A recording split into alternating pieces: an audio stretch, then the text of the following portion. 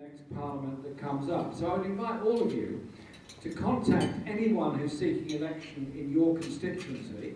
Say to them, what is going to be your position on Britain retreating from the principle of universal jurisdiction and human rights and handing it over to someone who could be influenced by the political process rather than an independent legal judgment of the evidence that's there against them, as there was, is and remains in the case of Zippy Libby. I don't want war criminals pitching up in this country and not facing the consequences of their actions. What happened in Gaza was illegal.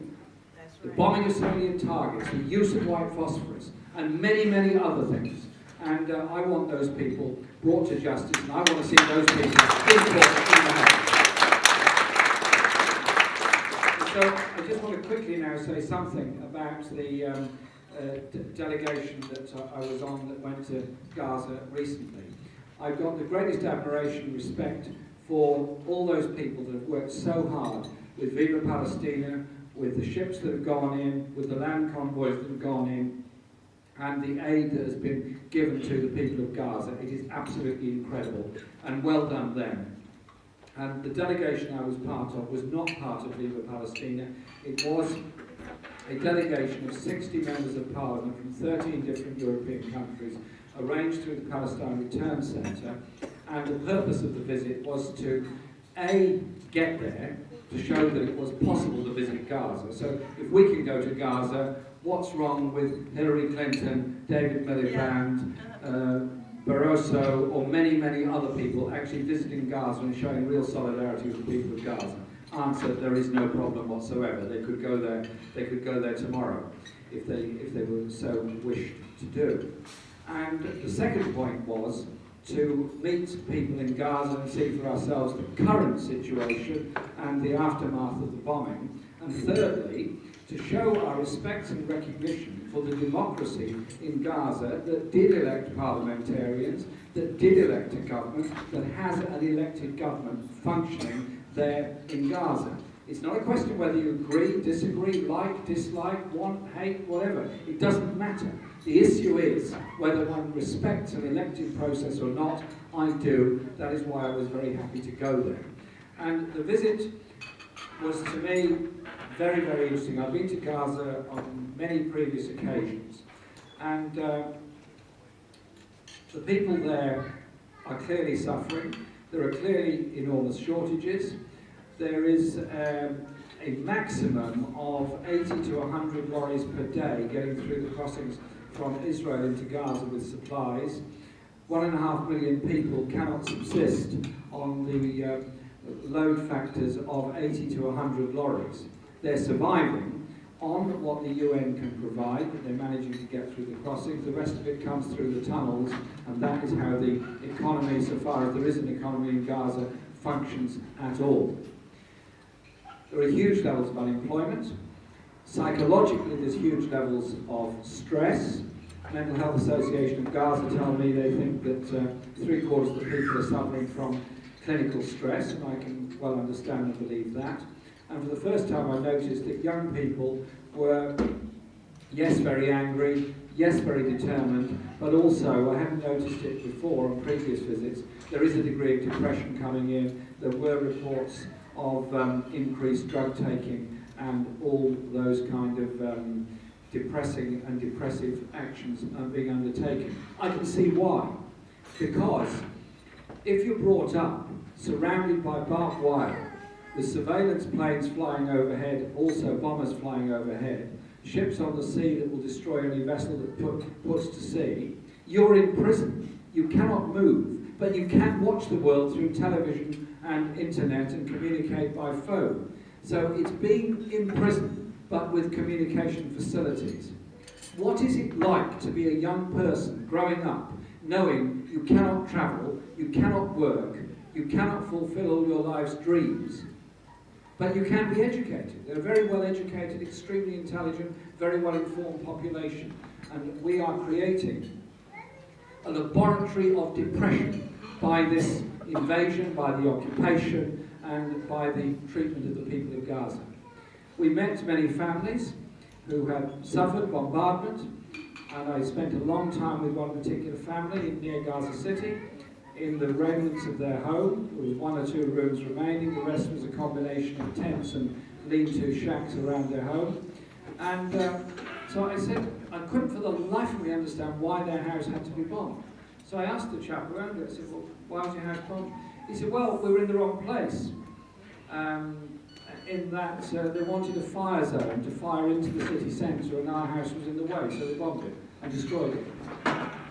Standing in the rubble, talking to him, looking across, I could see the fence, I could see the border with Israel, I could see cars on the road in Israel, I could see normal houses in Israel, you could see people leading a European-style first world existence alongside a prison fence, because that is what it is. And that factor sticks in my mind all the time. We had very long meetings with the parliamentarians and with the government, and we discussed peace processes, the possibilities of unity, of the Palestinian leadership, of the problems of survival, of running ordinary services, of health, of education, and everything else. And the strongest impression came back to me was, these are people that want to be part of a political process, a political settlement, a political solution that is based on recognition of the Palestinian people, their right to their state in their land. That surely has to be the basis on which all of us operate from now on. And I was very impressed with the way in which we were treated and the way in which those discussions went. And as we were leaving, we were taking a bus down to the Rafah crossing to leave, and suddenly the bus filled with the most unbelievably disgusting stench, a horrible stench. And I said, what on earth is that? What it was the sewage works in Gaza has no equipment, no repairs, no chemicals, cannot operate. So what they're doing is pumping raw sewage straight into the sea. There's nothing else to do. They don't want to pollute the Mediterranean. They don't want to kill the ecosystem of the Mediterranean. That is a direct consequence of this blockade, what is going on. John Ging, the head of the UN in Gaza, well, the head of the UN Palestine, told me that all the money that was pledged a year and a bit ago at all those conferences for the reconstruction of Gaza, not one halfpenny has got through into Gaza. There's no reconstruction happening because metal cannot be imported, cement cannot be imported, tools cannot be imported, nothing can be imported that you require to build places up again. So all that money is sitting there doing absolutely nothing while the people of Gaza continue to be imprisoned, short of food, short of medicine, short of everything. And when Zippy Livni says there's no humanitarian crisis in Gaza and the medical equipment and treatment is available, it's a lie. It's complete nonsense. I met children who were injured more than a year ago, very badly injured, still cannot get out to have operations done or anything else.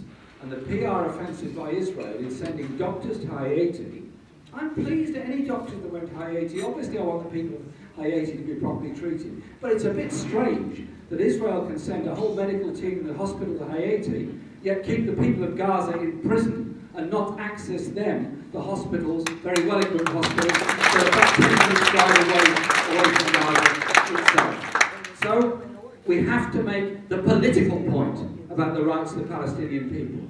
We have to raise the money we can, and it is wanted, is needed, and can get through, and can be well spent. In our own way, pretty well everyone in our delegation took something in. They either took in medical packs, took in money to give to particular projects. I took in a lot of support for 2 projects that are supported by people in my borough. We're twinned with the refugee camp of Yibna, which is just next to Rafah. We took in some things for them, and I took in some stuff for a deaf school in the middle of Gaza. We have to do whatever we can. Interpal provides that opportunity. The youth projects are very, very important. Our demonstration of support is important. The convoys are very important. The television images are very important. But above all, don't let the world forget what happened during Operation Cast Lead. That disgusting bombardment of a largely defenseless Palestinian population. 1,400 people dead, many still injured, and the trauma will last for decades and decades to come. let's get together for peace in the area by recognition of the rights, justice and lives of the Palestinian people. Thank you very much.